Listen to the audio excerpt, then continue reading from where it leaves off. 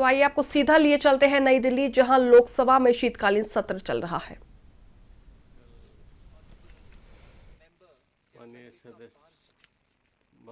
सदस्य जगदम्बिकापाल ने विस्तार में बताया कि क्या अनुदान की मांगे होती क्या है, पैसा कहाँ जाता है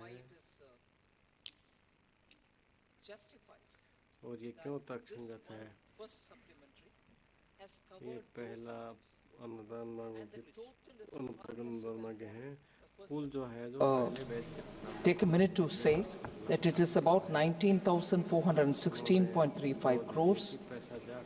The balance of 68.346.21 crore in the supplementary demand for grants is on the revenue account.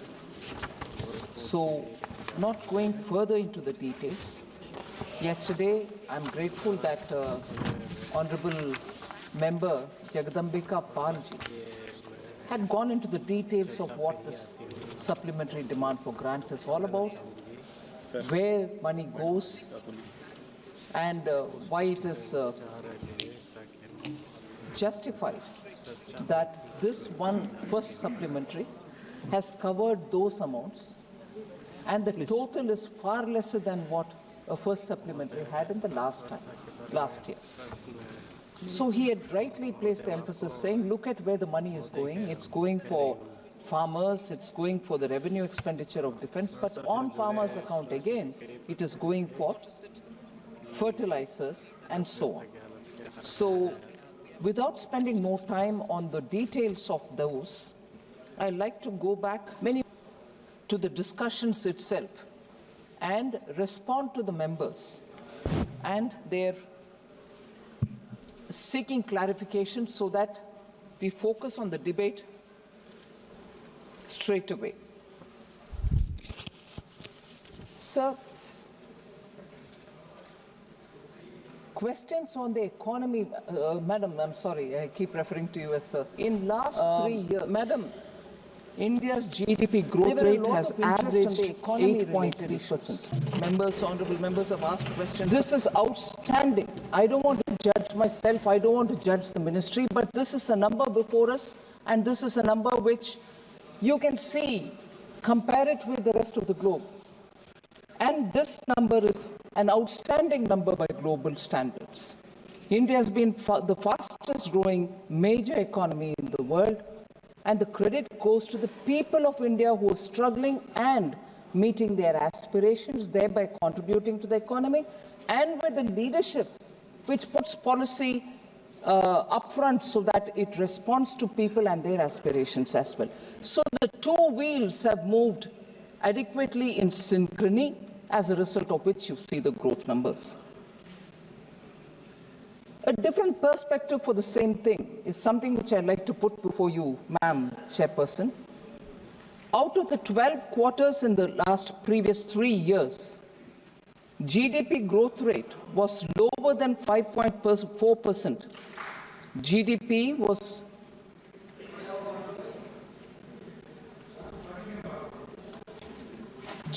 growth rate was lower than 5.4% in 2 quarters.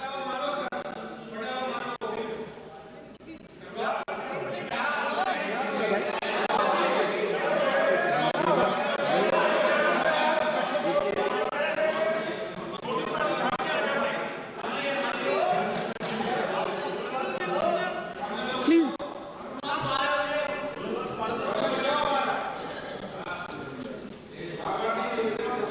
And she gets involved. I'm not able to understand. Ignore him. Okay. So out of the 12 quarters in previous 3 years, GDP growth rate was lower than 5.4% in 2 quarters, quarter 4 of 21-22 and quarter 3 of 22-23. So it's important to understand that this drop happened just 2 quarters in the last 12 quarters that we're talking about. So let us not sort of pick on that one and predict future. This has been a steady growth and a steady sustained growth. So I'd like to place that perspective with the numbers before me. The regular inter-union budget was passed by the newly constituted Lok Sabha post-parliamentary elections in middle of August 2024. Effectively, the implementation of new announcements of this government commenced after the Appropriation Act was passed by the Parliament in August 2024. Effectively, it is from August that we are starting to give emphasis to many of the things, inclusive of capital expenditure, and therefore we are now talking within 4 months after the full regular budget was presented in August. So the situation is no different from one seen in earlier years when parliament elections were conducted. So that's a very important consideration which I would like the honourable members to take on board.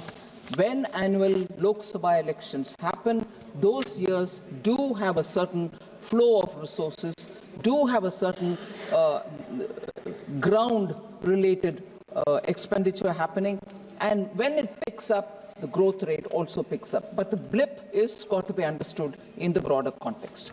So differences in alignments of festivities. This is an important consideration because even countries which have annually a Christmas festival mood or any other festival mood, there is a rise and dip in consumption and expenditure.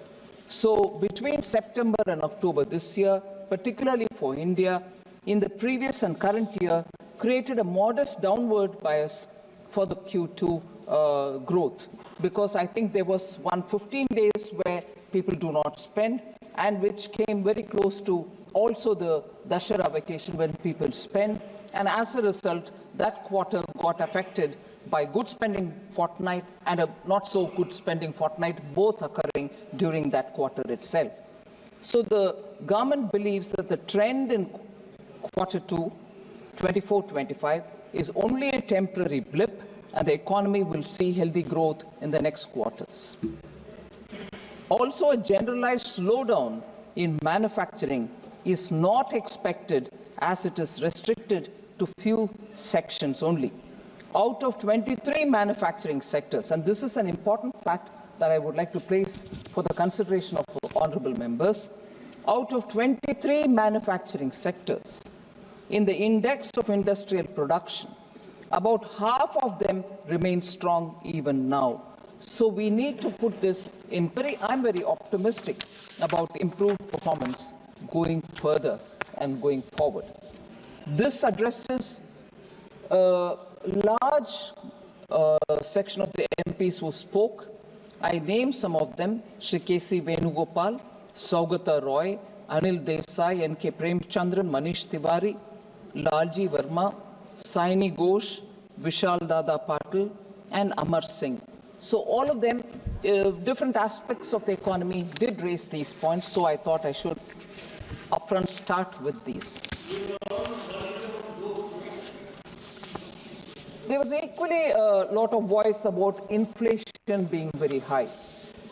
This was particularly raised by 4 members who have also raised the previous issues. Retail inflation, madam, declined to 4.8% in 24-25, April to October, compared to 5.4% in 23-24. This is the lowest since COVID-19 pandemic started. Lowest retail inflation.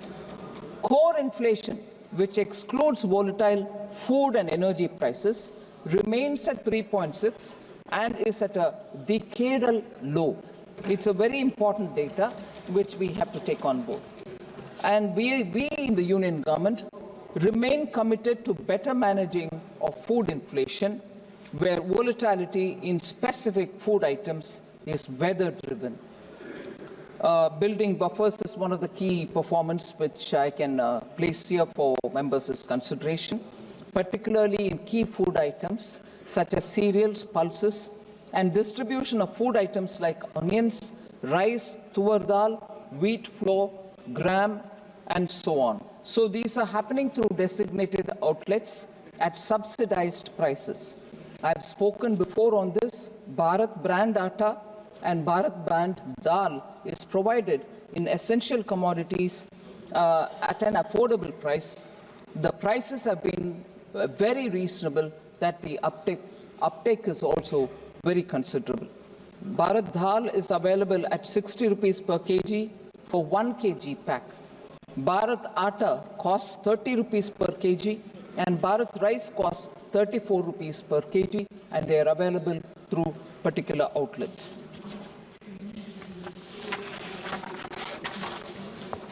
Madam, the discussion again on the inflation is normally taken for the number that is revealed in the latest quarter, but I would again like to put a perspective before honorable members. Most often I've done this, and I think there is merit for us to look at it in this way, because it is important to understand the context and also the perspective to keep it as wide as possible. Madam, 1999 to 2004, headline inflation was controlled at 3.9%. The reason why I'm bringing this is something which I'll explain a bit later, but I'm laying the ground for that inference. Headline inflation was controlled at 3.9% between 1999 and 2004. Between 2004 and 2009, inflation surged to 5.6%, and again, come over, you can compare it with the previous 99 to 2004, which I'm talking about. But when you came to 2009 to 14, it spiraled to 10.2%, representing a catastrophic failure to control rising prices. Come again to 2014 to 24, inflation was brought back to 5.1%. The pattern that is emerging, if you look at it, for the last 25 years nearly, is NDA period times, inflation is well under control, whereas non-NDA, particularly UPA, it touches double digit. So let us not forget this pattern when we want to criticize one another about inflation and inflation control. Food, sorry.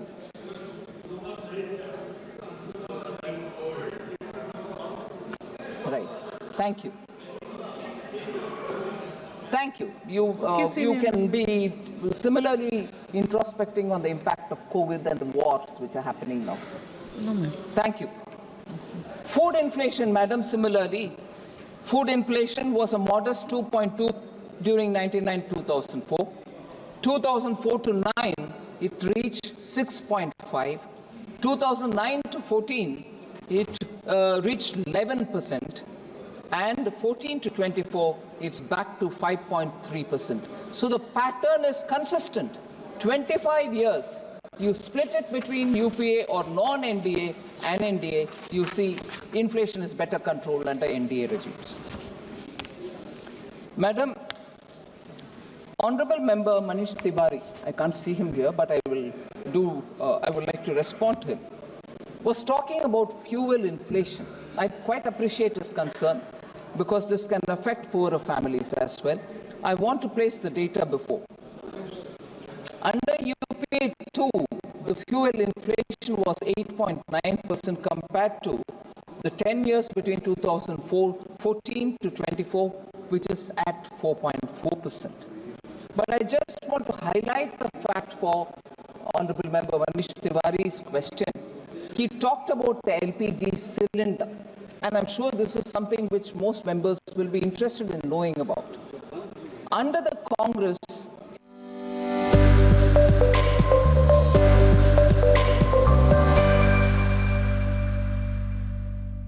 प्रबंधन से महाकुंभ 2025 अब तक का सबसे भव्य, दिव्य, हरित और सुरक्षित आयोजन होगा। 13 जनवरी अर्थात पौष पूर्णिमा को अमृत स्नान से महाकुंभ 2025 का विधिवत शंखनाद होगा।